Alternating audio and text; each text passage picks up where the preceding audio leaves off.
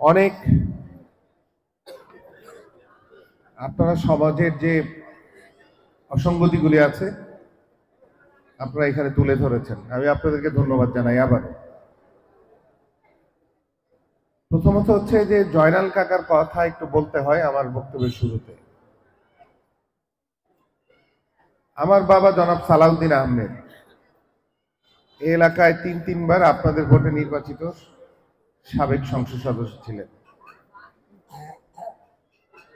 উনি এলাকায় অনেক কাজ করার সুযোগ পেয়েছিলেন এবং করেছেনও, কিন্তু তার কাজগুলি করার জন্য প্রত্যেকটা মহল্লার স্থানীয় মানুষ জড়িত ছিল। মানে আপনাদের জয়নাল কাকা আপনাদের এলাকার মানুষ, উনি এই এলাকার বিভিন্ন কাজের জন্য আমার বাবা মানে সাবেক সংসদ সদস্য ওনার কাছে গিয়েছেন, উনি কাজগুলি আদায় করে নিয়ে এসেছেন এবং কাজগুলি যাতে ঠিক মতো হয় ওনারা দায়িত্ব নিয়ে সেটা বাস্তবায়ন করেছেন। না, এই কথাটা আমি সবার প্রথমে কেন বললাম, কারণ এই কথাগুলি আমাদের বুঝতে হবে আজকে।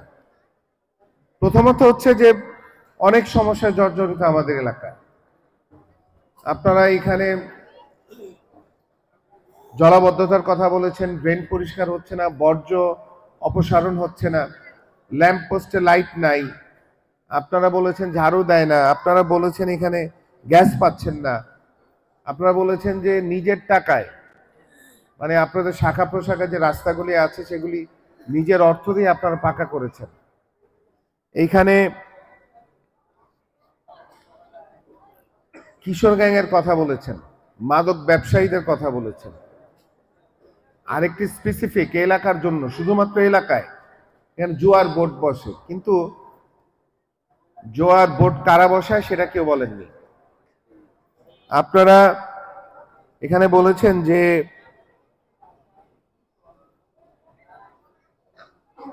টিসিবির কার্ডের কথা বলেছেন, আপনারা বয়স্ক ভাতার কথা বলেছেন, বিধবা ভাতার কথা বলেছেন। এখানে আপনারা আমাদের আজকের সভাপতি, সম্মানিত সভাপতি, উনি আমাদেরকে আমাদের স্বজনদেরকে দাফন করার জন্য কবরস্থানের জায়গার কথা বলেছেন, আপনারা খেলার মাঠের কথা বলেছেন। বিভিন্ন সমস্যায় জড়িত। বিগত 18 বছর ধরে আমাদের এই সমস্যায় কেউ কর্ণপাত করেনি, তারা এলাকার মানুষের কাছে আসেনি, এলাকার মানুষের কাছে তারা কোনো দায়বদ্ধ ছিল না।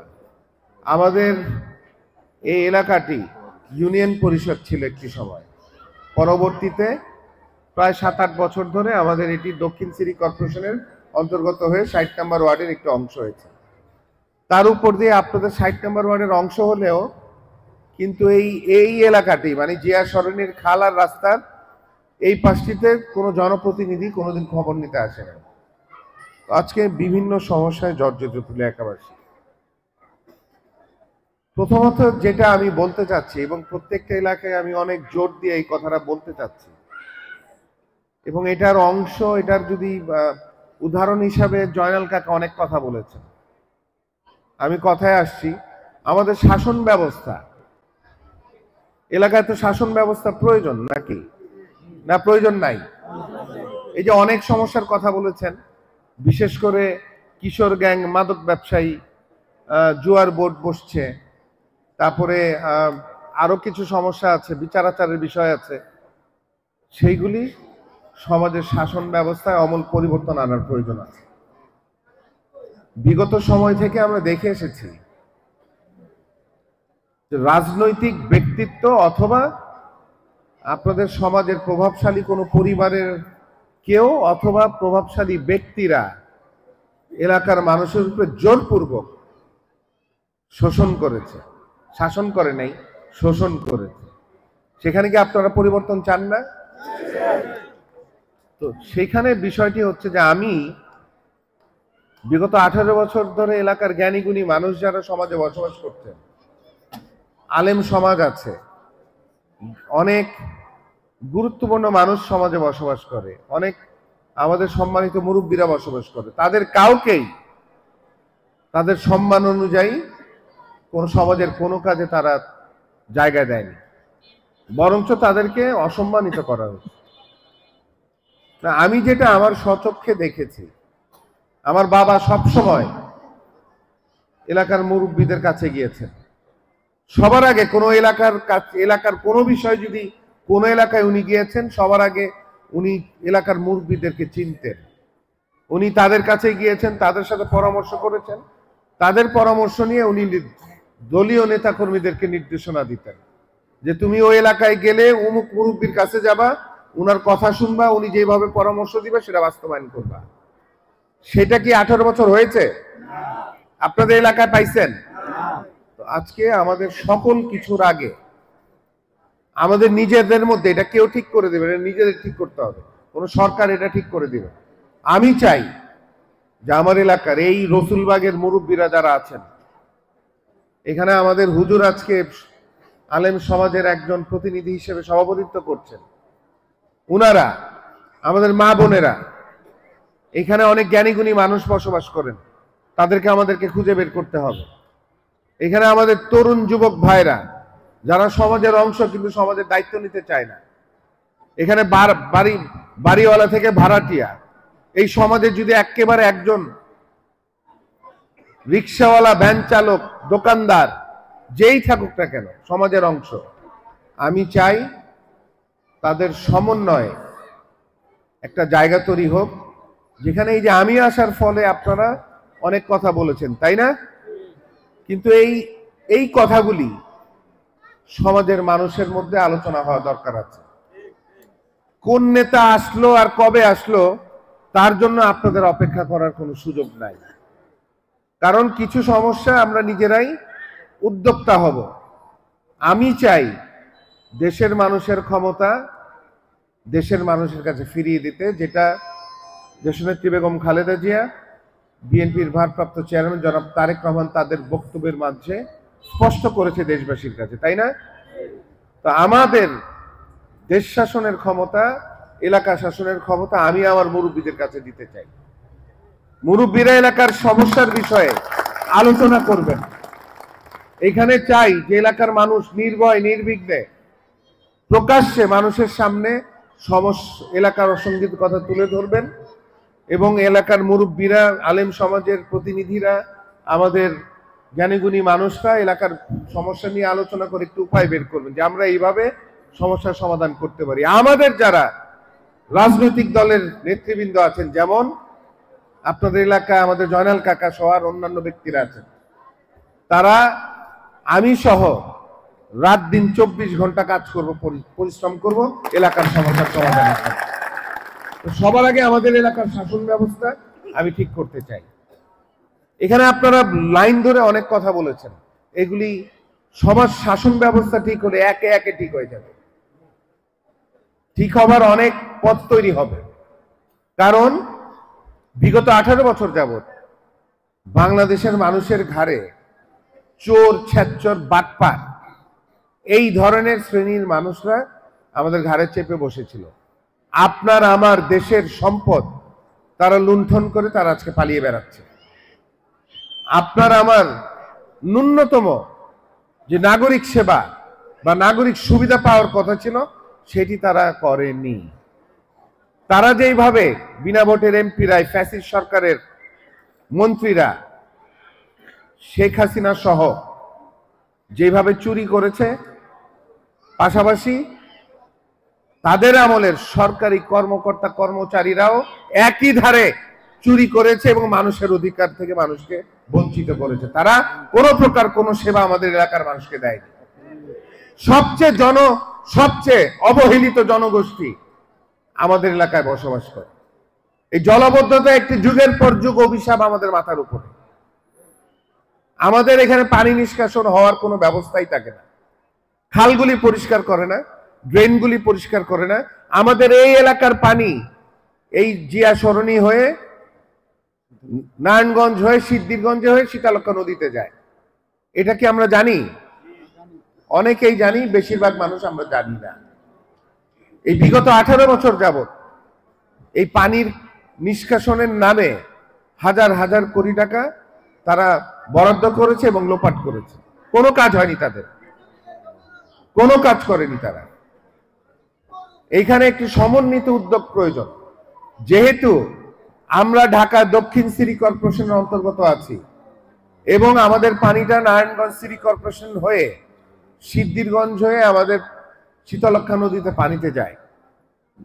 সেখানে আমাদের এই দুই অঞ্চলের মানুষের মধ্যে, জনপ্রতিনিধিদের মধ্যে, সরকারি যে মন্ত্রণালয়গুলি আছে, ওয়াসা আছে, সিটি কর্পোরেশন আছে, রোডস এন্ড হাইওয়ে আছে, পিডব্লিউডি আছে, সবার মধ্যে একটি সমন্বিত উদ্যোগ প্রয়োজন। কারণ আমি আপনি যদি রাত দিন 24 ঘন্টা আমাদের খাল, আমাদের ড্রেন পরিষ্কার করি, কিন্তু আমাদের বর্ডার পেরিয়ে নারায়ণগঞ্জের যে খালগুলি আছে সেগুলি যদি পরিষ্কার না করে, তাহলে আমাদের পানি কিন্তু কোথাও যাবে না, এখানেই থেকে যাবে। এবং সেগুলিই হয়েছে আমাদের এলাকায়। কোনো সমন্বিত উদ্যোগ তারা গ্রহণ করে নাই। আমি তো মনে করি তারা জানেও না বোধ হয় যে আমাদের এলাকার পানি যে আরেক এলাকার উপর দিয়ে যেতে হয়, এটা তারা খোঁজও করে নাই। তারা, কারণ যদি খোঁজ করতো, ন্যূনতম কোনো ব্যবস্থা তারা গ্রহণ করতো, তারা করেনি। তো আমরা আপনাদের সহযোগিতায়, আপনাদের আস্থায় নির্বাচিত হলে প্রথম কাজটি যেটি আমি করব, আমি একটি সমন্বিত উদ্যোগ নিব। ইনশাল্লাহ আপনাদের সহযোগিতা আমার প্রয়োজন হবে।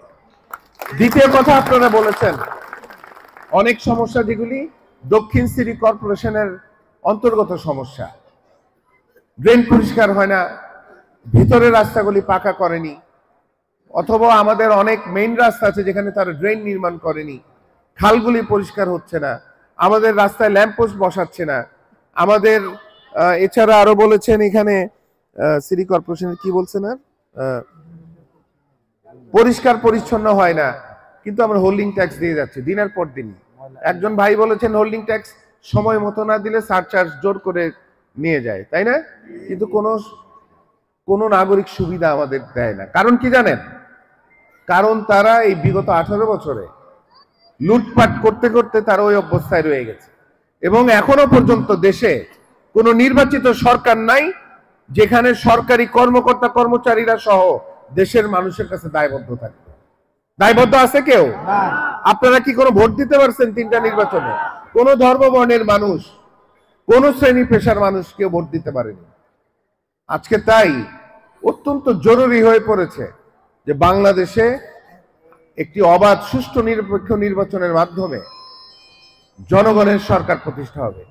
যখন সরকার জনগণের কাছে দায়বদ্ধ থাকবে, তখন সরকারের সকল পর্যায়ের কর্মকর্তা কর্মচারীরাও এলাকার মানুষের কাছে দায়বদ্ধ থাকবে। আমাদের এই এলাকায়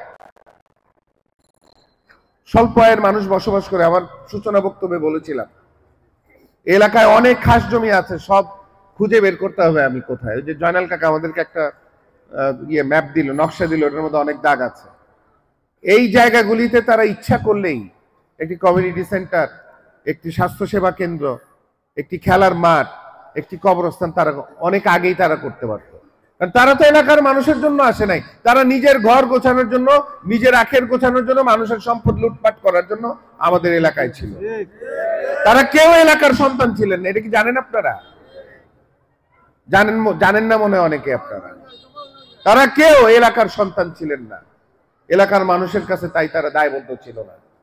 কারণ তারা রাত পোহালে তারা আমাদের সীমানার বাইরে গিয়ে বসবাস করতেন। কেউ এলাকায় রাত্রি যাপন করে নাই, তাদের এখানে বাড়িঘর নাই, বাড়িঘর যেগুলো আছে ভাড়া দিয়ে রাখছে, কেউ থাকে না।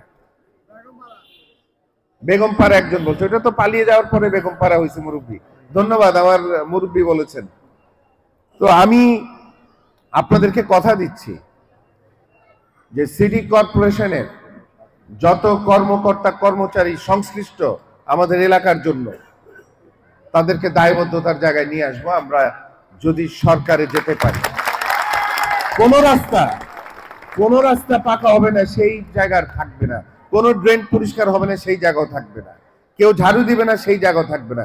এবং বাড়ি ঘরের ময়লা আবর্জনা যেটা আজকে কোনো দায়বদ্ধতা নাই, আজকে নিলে 5 দিন পরে নিচ্ছে, তাই না? বাড়ি ঘরে পচে যাচ্ছে, গন্ধ হয়ে যাচ্ছে, মশামাছি হচ্ছে।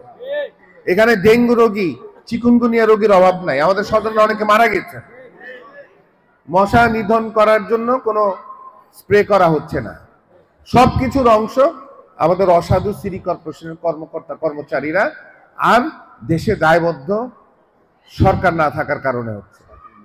প্রিয় এলাকাবাসী, আমার অনেকগুলি বক্তব্যের মধ্যে একটা সুস্পষ্ট বক্তব্য হচ্ছে যে আমার এলাকায় কোনো মাদক ব্যবসায়ীকে আমি থাকতে দেব না, এবং আমার এলাকায় কোনো কিশোর গ্যাং থাকবে না। এখানে দুটি পৃথক বিষয়, তাই পৃথকভাবে আমি বলবো। দেখেন, আমরা পূর্বে দেখে এসেছি যে মাদক ব্যবসায়ীরা অনেক সময় হয় এলাকার স্থানীয় কিছু মানুষ করে, আবার দেখা যায় বহিরাগতরা এসে করে। কিন্তু যখন মাদক ব্যবসা করে এখানে কোনো না কোনোভাবে কোনো রাজনৈতিক ব্যক্তির অথবা এলাকার কোনো প্রভাবশালী পরিবারের বা সদস্যদের বা প্রভাবশালী ব্যক্তিদের ছত্রছায়া নিয়ে তার এলাকায় মাদক ব্যবসা করে, এবং ওই একইভাবে কিশোর গ্যাং তাদেরকে প্রত্যক্ষভাবে তাদেরকে ছত্রছায়ায় রাখে এলাকার মানুষ, ওই যে প্রভাবশালী ব্যক্তিরা, আর নাহলে কোনো রাজনৈতিক দলের নেতৃবৃন্দ। এটা কি সঠিক না? তাই আমি আপনাদেরকে স্পষ্টভাবে আমি কথা বলছি, এখানে আমার দলের অনেক নেতাকর্মী বসবাস করে। আমি আমার দলের কথা বলবো, তার মানে আমি সকল দলের কথা বলছি। আমার দলের কোন নেতাকর্মী যেই হন আপনি, যদি আপনি কোনো মাদক ব্যবসায়ীকে প্রশ্রয় দেন প্রত্যক্ষ অথবা প্রচ্ছন্নভাবে, যদি আপনি কিশোর গ্যাংয়ের নেতৃত্বকে আপনি পছন্দ করেন, তাদেরকে ব্যবহার করার জন্য তাদেরকে প্রশ্রয় দেন, ওই মাদক ব্যবসায়ী ওই কিশোর গ্যাংয়ের নেতৃত্ব জেলে যাবে, আমি এর সাথে সাথে আপনাকে ধরো জেলে দিয়ে দেব। এটার বাইরে যাওয়ার কোনো সুযোগ নাই।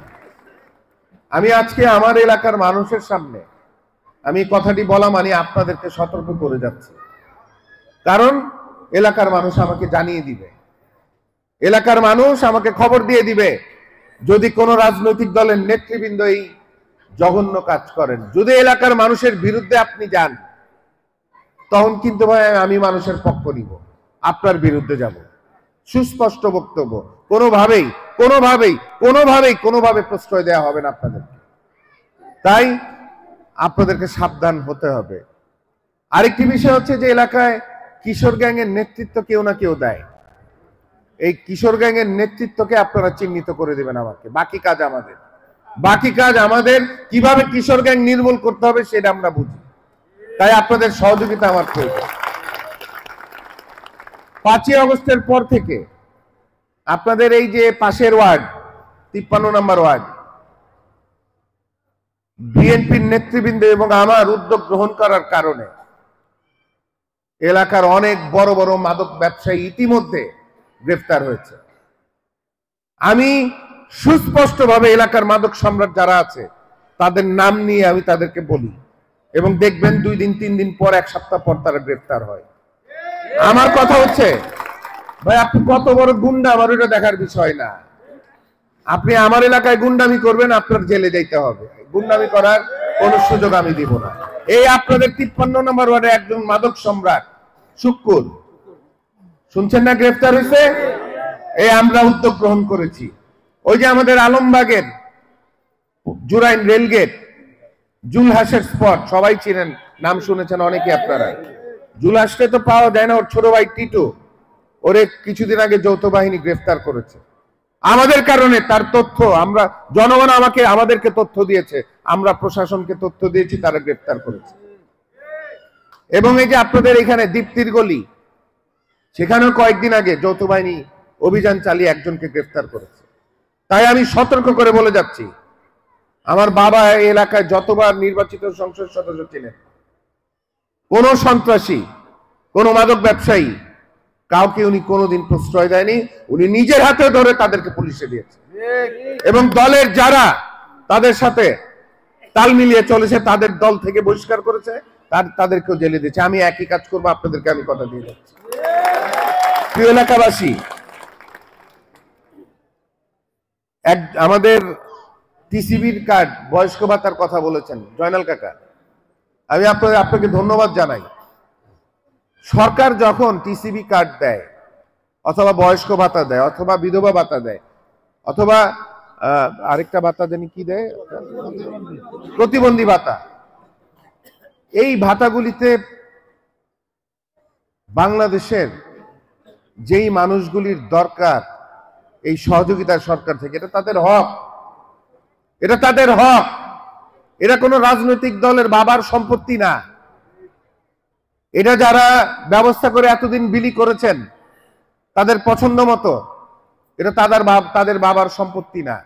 এটা বাংলাদেশের 18 কোটি মানুষের টাকায়, বাংলাদেশের 18 কোটি মানুষের টাকায় এই সহযোগিতাগুলি সরকার করে থাকে। এবং এটা একেবারেই সমাজের যাদের জন্য প্রযোজ্য অসহায় পরিবার, এটা তাদেরই হক। এই হকগুলি বিগত 18 বছর ধরে যারা কমিশনার ছিলেন তারা এই হক মানুষের নষ্ট করেছে। আমি রাজনৈতিক দলের কর্মী, আমি আপনাদেরকে কথা দিচ্ছি, আমার দলের কোনো নেতা এটা করার কোনো সাহস পাবে না। চেষ্টা তো দূরে থাক, সাহস করার সুযোগ আমি কাউকে দেব না। আমি এখানে সিনিয়র অনেক নেতৃবৃন্দ আছেন, যোগ্য নেতৃবৃন্দ আছেন, সৎ নেতৃবৃন্দ আছেন। এই ব্যবস্থাপনা যখন আসবে পরবর্তীতে, আপনারা খুঁজে খুঁজে আমার এলাকার অসহায় মানুষগুলি খুঁজে বের করবেন। আপনারা যাদের জন্য এই হক, তাদের কাছে এই হক পৌঁছাতে হবে। আর না হলে পরকালে আপনার আমাকে কিন্তু আল্লাহর সামনে দাঁড়াইতে হবে, বিচারের মুখোমুখি হইতে হবে। আমি আমার নেতৃবৃন্দকে, আমার দলের যারা আপনারা 18 বছর লড়াই সংগ্রাম করেছেন, ক্ষতিগ্রস্ত হয়েছেন, আপনারা জানেন কিভাবে অসহায় ছিলেন আপনারা। তাই আপনাদেরকে আমি অনুরোধ করব যে আপনারা ওই 18 বছরের যে অসহায়ত্ব ছিল আমাদের, সেটি আপনারা মনে রাখবেন, মনে করবেন। এবং এলাকার যে অসহায় পরিবারগুলি আছে তাদেরকে খুঁজে বের করতে হবে আপনাদেরকে, তাদের কাছে তাদের দরজায় গিয়ে আপনাদেরকে সেই সহায়তা আপনাদেরকে পৌঁছায় দিতে হবে। আমার কাছে কোনো দলমত নির্বিশেষে আমি শুনতে চাই না যে বিএনপি করে না বা অমুক দল করে, সেগুলি আমি শুনতে চাই না। সে যদি সমাজের অসহায় হয় তার কাছে সেই কার্ড আপনারা পৌঁছাবেন। কোনো দলীয়করণ করা হবে না। সমাজের যেই হোক, যে আদর্শে আপনি ধারণ করেন, কিন্তু আপনি অসহায় সমাজের, আপনার কাছে ওই কার্ড পৌঁছে যাবে। এবং যদি না পৌঁছায় আপনারা আমাকে অবগত করবেন। আমি চাই আমার এলাকার মানুষ আমাকে তাদের অসুবিধাগুলি জানাক। আমার দলের নেতাকর্মীদেরকেও আপনারা কোনো ছাড় দিবেন না। তারা যদি অন্যায় করে সে অন্যায়টা আমাকে জানাবেন, তারপরে আমি ব্যবস্থা নেব। এই কথা আমি আপনাদেরকে দিচ্ছি।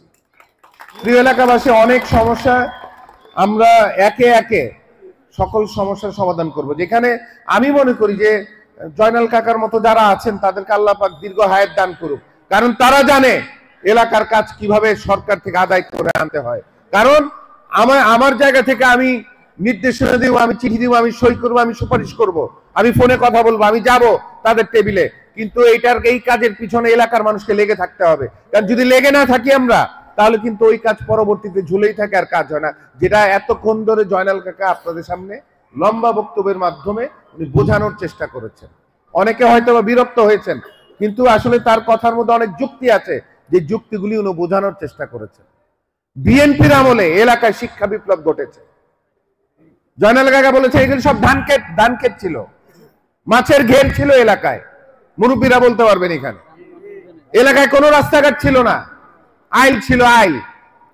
আমি শুনেছি, আমি দেশে ছিলাম না, এই যে জয়নাল কাকাদের মতো মুরব্বীরা আমাকে বলেছে যে সালাউদ্দিন সাহেব যে আইল দিয়ে হাইটে গেছে সেটা পরবর্তীতে পাকা রাস্তা হয়ে গেছে। এই এলাকার যত রাস্তা হয়েছে সব বিএনপির আমলে হয়েছে। সালাউদ্দিন সাহেব যে রাস্তাগুলি করে গেছে, বিগত 18 বছর ধরে আওয়ামী লীগের এই গুন্ডা পান্ডারা রাস্তাটা পাকা তো দূরে থাক, ওই রাস্তা ঠিক করতে পারে নাই তারা। আমাদের এলাকার সন্তানদের জন্য বিভিন্ন নামি দামি শিক্ষা প্রতিষ্ঠান গড়ে তুলেছিলেন জনাব সালাউদ্দিন আহমেদ। তার মধ্যে ওই যে আঙ্কেল জয়নাল কাকা বলেছেন যে বর্ণমালা স্কুলের কথা বলেছেন। এর পাশে অন্যান্য একে উচ্চ বিদ্যালয়, দনীয় বিশ্ববিদ্যালয়, আমাদের Shamsul Haque Khan school and college, আমাদের Shyampur model high school and college, Salauddin Ahmed উচ্চ বিদ্যালয় এন্ড কলেজ, সকল এই শিক্ষা প্রতিষ্ঠান সালাউদ্দিন আহমেদ করেছিলেন আমাদের এলাকার মানুষের জন্য, আমাদের আগামীর প্রজন্ম, আমাদের সন্তানদের জন্য উনি করে গিয়েছিলেন। যাত্রাবাড়ি আইডিয়াল স্কুল, আপনার Shaheed Zia girls school and college, Demra college, অগণিত শিক্ষা প্রতিষ্ঠান উনি এলাকার মানুষের জন্য করেছেন। শনি রাখায় মা শিশু হাসপাতাল বেগম খালেদা যে উদ্বোধন করেছিলেন মাতোয়াইলে। আমাদের এলাকায় পানি, সুপ্রিয় পানির পাম্পের কথা বলেছেন, নাই, ময়লা পানি। আর শেখ হাসিনা পদ্মার কোন পানি নাকি খাওয়াবে বলে আজকে হুজুরের সাথে আমি কথা বললাম যে 2 বছর আগে লাইন ঢুকেছে, এখন পর্যন্ত লাইনের চেহারা কেউ দেখে নাই, নামে মাত্র ঢুকছে আর কি, নামে মাত্র ঢুকছে। অথচ এত ঘনবসতি এলাকা আমাদের। সালাউদ্দিন আহমেদ সাহেব উনি বিএনপির আমলে যে কয়টা পাম্প স্থাপন করে গেছে ওই পাম্পের ওই পাম্পের পানি এলাকায় এখনো ঢুকছে। নতুন কোন পানির পাম্প 18 বছর ধরে তারা নির্মাণ করে নাই। এবং এই যে এই পদ্মা নদীর পানি খাওয়ানোর কথা বলে ওই পাম্পের লাইনও বন্ধ করে দিচ্ছে। তো আজকে শেখ হাসিনা এমন কোন লুটপাট নাই তারা করে নাই। আমাদের এই সুপেয় পানির বিষয়ে আমরা আমাদের ওয়ার্ড বিএনপির নেতৃবৃন্দ আছেন, মহানগর নেতৃবৃন্দ এলাকায় বসবাস করেন, তারা আগামীকাল ওয়াসাতে যাবেন এবং কি ব্যবস্থা তারা গ্রহণ করেছে সেটি আমাদের জানতে হবে। কালকেই যাবেন এবং কালকে আমাকে আপনারা জানাবেন, প্রয়োজন হলে আমি নিজে যাব। কিন্তু এলাকার মানুষের পানির বিষয়ে আমাদেরকে ব্যবস্থা করতে হবে। প্রিয় এলাকাবাসী, বিএনপি কে আপনারা সুযোগ দিলে এলাকায় ইনশাল্লাহ পানির পাম্প স্থাপন হবে এবং পানির সুপেয় পানির ব্যবস্থা আমরা গ্রহণ করবো এলাকার মুরব্বীদেরকে নিয়ে ইনশাল্লাহ। এই কথা আমি আপনাদেরকে দিচ্ছি। আমাদের এলাকার মানুষ স্বাস্থ্য সেবা পায় না। 9টা সিটি কর্পোরেশনের ওয়ার্ড, অথচ একটি স্বাস্থ্য সেবা কেন্দ্র সিটি কর্পোরেশন এখন পর্যন্ত নির্মাণ করেনি, কোনো ব্যবস্থা গ্রহণ করেনি। দিব্যি লুটপাট চলছে, কোনো মা বাপ ছিল না দেখার, কোনো প্রশ্ন করার জায়গা ছিল না। যদি এলাকার মানুষ যদি অন্যায়ের প্রতিবাদ করছেন, আপনাকে মামলা দিছে না? আপনাকে এলাকা থেকে বের করে দিচ্ছে, আপনার নামে মামলা দিছে, আপনাকে পায়নি, আপনার ছেলেকে ধরে নিয়ে গেছে, আপনার ছেলেকে পায়নি, আপনার মেয়ের জামাইকে ধরে নিয়ে গেছে না? নিয়ে গেছে। আমাদের আমাদের খতিব সাহেব আছেন এখানে, উনি আরো বেশি ভালো বলতে পারবেন। পবিত্র জুমার নামাজের দিন বয়ানে কি বলবেন সেটাও তারা নির্ধারিত করে দিয়ে গেছে, সীমা লঙ্ঘন করেছেন। আমরা যখন জেলে ছিলাম আমাদের সাথে অনেক দেশবরণ আলেমরা, অনেক ইমাম সাহেব আমাদের সাথে চোখের পানি ফেলেছে। কোন অন্যায় করেনি, তারা কোরআন হাদিসের কথা বলেছেন, তাদেরকে জেলে ভরে দিয়েছে। আমরা আমাদের সমাজের শাসন ব্যবস্থায় এবং সকল প্রক্রিয়াতে আমাদের সম্মানিত আলেম সমাজদেরকে, সমাজে যারা আছেন আমাদের আলেমদেরকে আমরা জায়গা দিব ইনশাল্লাহ, যথার্থ সম্মানের সাথে, যাতে তারা দিনের আলোকে আমাদেরকে পরামর্শ দিতে পারে, সেই পরামর্শ নিয়ে যাতে আমরা এলাকার মানুষের উপকারে আসতে পারি। আমাদের এলাকায় একটা হাসপাতাল নাই। আমাদের স্বজনরা, আমাদের খেটে খাওয়া মানুষরা, তাদের স্বজনরা অসুস্থ হলে কই যাইতে হয়? ঢাকা মেডিকেল। কত দূর? ন্যাশনাল হাসপাতাল কত দূর? মিটফোর্ড কত দূর? কিন্তু আমাদের এলাকা হাসপাতাল নির্মাণ করেনি। 18 বছর তারা পার করছে, 18 বছর তারা পার করছে। আমাদের স্বজনরা অসুস্থ হলে বাড়ি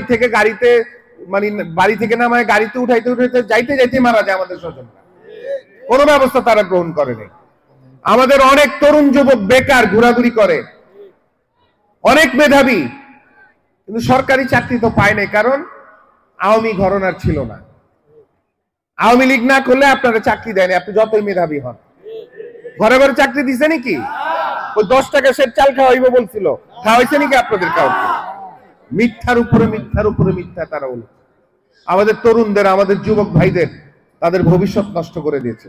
আমাদের সেই বাবা মাগুলি যারা রাত দিন 24 ঘন্টা পরিশ্রম করছে, তাদের ছেলে মেয়েদেরকে শিক্ষার জন্য বিভিন্ন স্কুল কলেজ মাদ্রাসায় পাঠিয়েছে। তারা যখন যোগ্য হয়ে তারা গ্রাজুয়েশন করে বের হয়েছে, তাদেরকে কোনো চাকরির ব্যবস্থা করার, কোনো কর্মসংস্থান তৈরি করার কোনো ব্যবস্থা গ্রহণ করে নাই। তাই আমি আপনাদেরকে কথা দিচ্ছি, আমার এলাকার তরুণদের জন্য, আমার এলাকার সেই বেকার যুবকদের জন্য আমরা এলাকায় একটি প্রশিক্ষণ কেন্দ্র তৈরি করব। যারা স্বনির্ভর হতে চায়, আমাদের মা বোনেরা অনেকে আছেন যারা বাইরে চাকরি করেন। আচ্ছা, একটা প্রশ্ন করে, এখানে আমাদের মা বোনেরা কি শখে বাইরে যায় না পেটের দায়ে যায়? তো আজকে একটি দল মস্করা করছে আমাদের মা বোনদের সাথে, কি বলে 5 ঘন্টা নাকি চাকরি করতে হবে তাদের। তারা চায় তারা 5 ঘন্টা চাকরি করুক।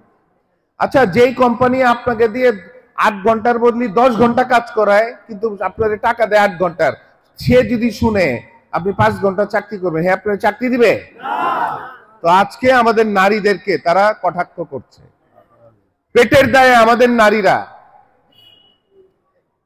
তারা ঘর থেকে বের হচ্ছে তাদের জরুরতের কারণে, কেউ শখে বের হয় না বাড়ি থেকে। আমাদের নারীরা, আমাদের ঘরের মা বোনেরা শখ করে একজনের এখানে গিয়ে চাকরি করবে 8 ঘন্টা 9 ঘন্টা 10 ঘন্টা, শখে বের হয় না। আজকে তারা মস্করা করছে, আজকে তারা ব্যবস্থা এমন কথা বলছে যাতে আমাদের যেই নারী আমার মা বোনেরা আছেন, যাদের চাকরি দরকার, যাদের অর্থ উপার্জন করার জন্য, পরিবারকে চালানোর জন্য চাকরি দরকার, তাদেরকে আজকে বিমুখ করছে, তাদেরকে চাকরি থেকে বের করার ব্যবস্থা একটি দল করছে। সেখানে আমাদেরকে বুঝতেই হবে কারা কারা, নাকি আমরা বুঝি না? আবার কি বলেছে, তারা ঘরে থাকলে আমরা খুশি হই না, সম্মানিত করব, সরি, তারা ঘরে থাকলে আমরা তাদেরকে সম্মানিত করব। ভাই কিভাবে সম্মানিত করবেন আপনারা?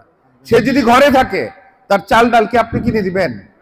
তার বাড়ির বিল কি আপনি দিবেন? তার বাড়ির ভাড়া কি আপনি দিবেন?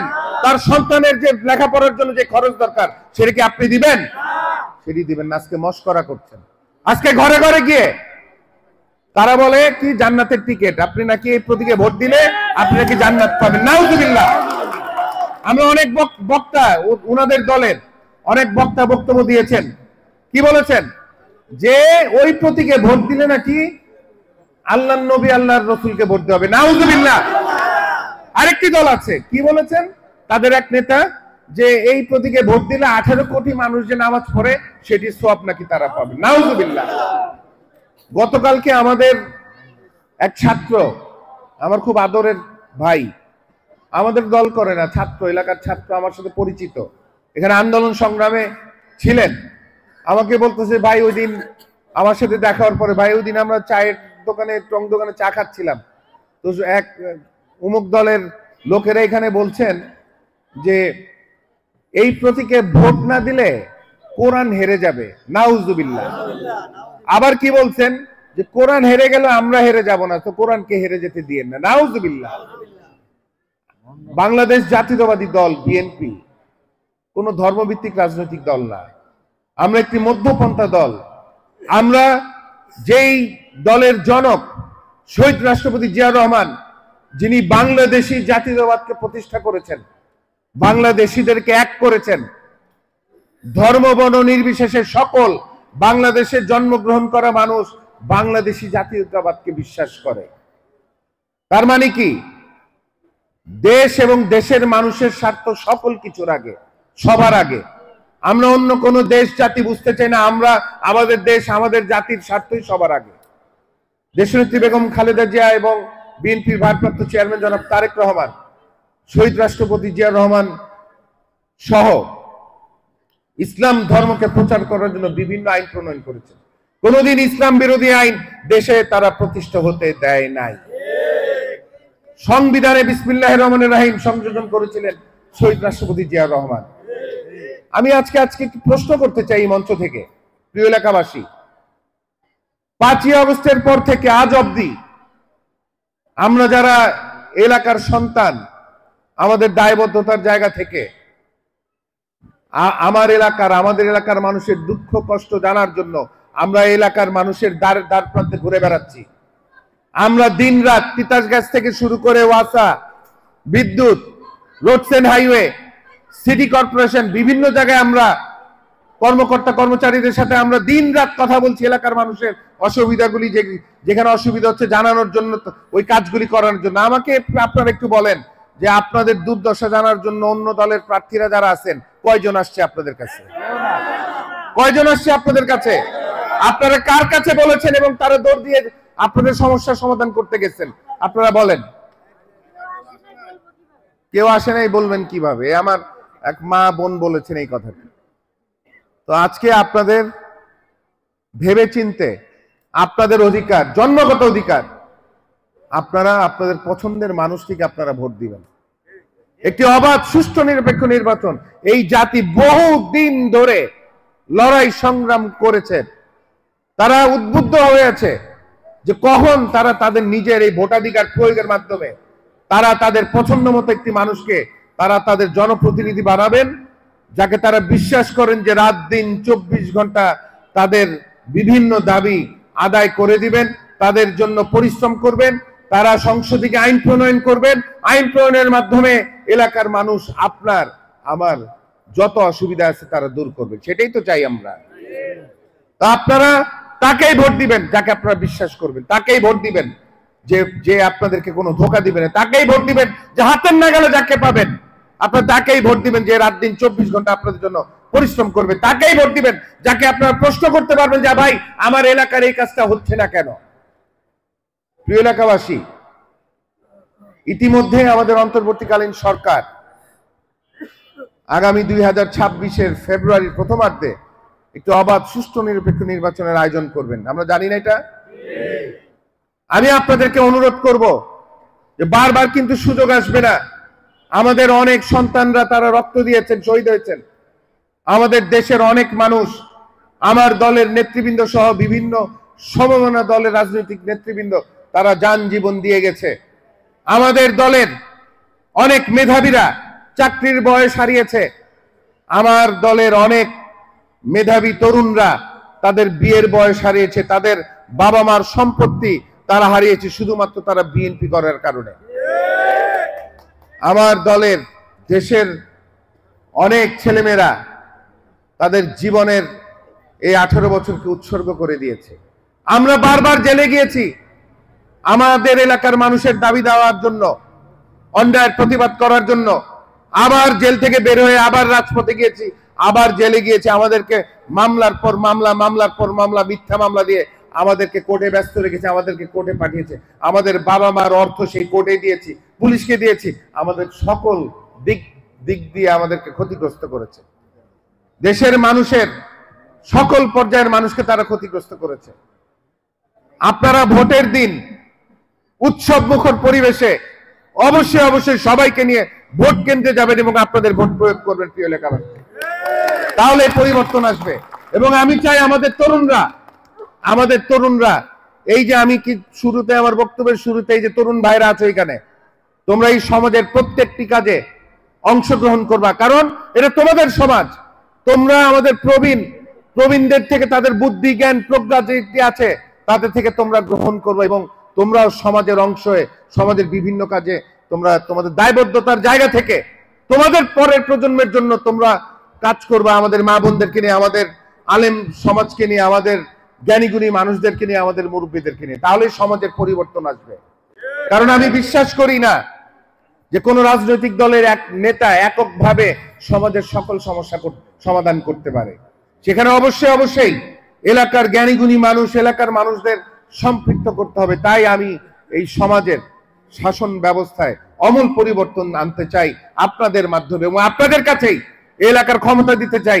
আপনারা সিদ্ধান্ত নেবেন, আমরা দলের নেতাকর্মীরা বাস্তবায়ন করব, সেই ব্যবস্থা গ্রহণ করতে চাই। আমাদের এলাকায় একটি প্রশিক্ষণ কেন্দ্র দরকার, যেটা আমি একটু আগে বলেছিলাম। আমাদের যুব বিষয়ক মন্ত্রণালয় আছে, মহিলা বিষয়ক মন্ত্রণালয় আছে, সমাজ কল্যাণ বিষয়ক মন্ত্রণালয় আছে।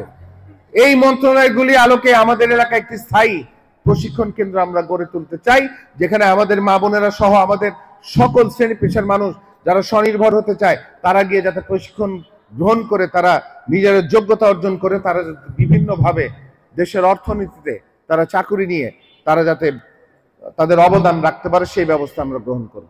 আরেকটি বিষয় হচ্ছে যে আমাদের এলাকার তরুণদের জন্য বা আমাদের প্রবীণদের জন্য কোনো পাঠাগার নাই, কোনো লাইব্রেরি আছে আমাদের এলাকায়? নাই। এটি আমার একটি পরিকল্পনা। আমি প্রত্যেকটি ওয়ার্ডে যদি সরকারের সহযোগিতা না থাকে সেই ক্ষেত্রে আমরা নিজস্ব অর্থায়নে আমরা প্রত্যেকটি ওয়ার্ডে একটি করে পাঠাগার নির্মাণ করব, যেখানে আপনারা দেশীয় সংস্কৃতি চর্চা করতে পারবেন, যেখানে আপনারা তথ্য প্রযুক্তি, কারিগরি শিক্ষার অনেক নিজস্বভাবে আমরা ট্রেনিং দেওয়ার ব্যবস্থা করব, যাতে আমাদের সন্তানরা ওই মাদকে জড়িত না হয়ে তারা যাতে পাঠাগারে গিয়ে সময় কাটাতে পারে।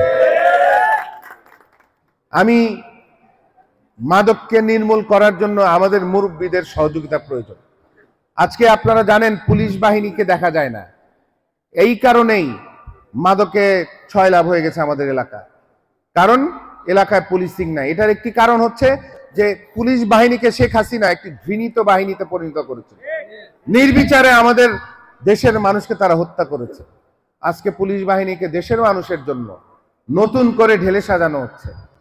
এই পুলিশ বাহিনী পুলিশ বাহিনীকে আমাদের সকলের সহযোগিতা করতে হবে, কারণ এই পুলিশ বাহিনী এখনো পর্যন্ত তাদের যে জনশক্তি প্রয়োজন, তাদের যে লজিস্টিক সাপোর্ট দরকার, এখন পর্যন্ত তাদের সেটি অর্জন করতে পারেনি। তো সেই ক্ষেত্রে এলাকার মানুষকে পুলিশের পাশে দাঁড়াতে হবে। আমরা অবশ্যই এই পুলিশকে, যারা তাদের নিজস্ব শক্তিতে শক্তিশালী হয়ে এলাকার মানুষের কাজ করে, আমরা এই পুলিশ বাহিনীকে চাইবো না যে তারা মাদক ব্যবসায়ীদের থেকে টাকা নেক। আমরা এই পুলিশ বাহিনী থেকে চাইবো না যে সন্ত্রাসীর কাছ থেকে তারা চাঁদা নেক। আমরা চাই নতুন করে পুলিশ বাহিনীকে ঢেলে সাজানো হচ্ছে, সেখানে আমাদের তরুণ, আমাদের এলাকার মানুষ, আমাদের দেশের মানুষের জন্য তারা রাত দিন পরিশ্রম করবে। প্রিয় এলাকাবাসী, 10:15 বাজে, আপনারা অনেকক্ষণ ধরে বসে আছেন।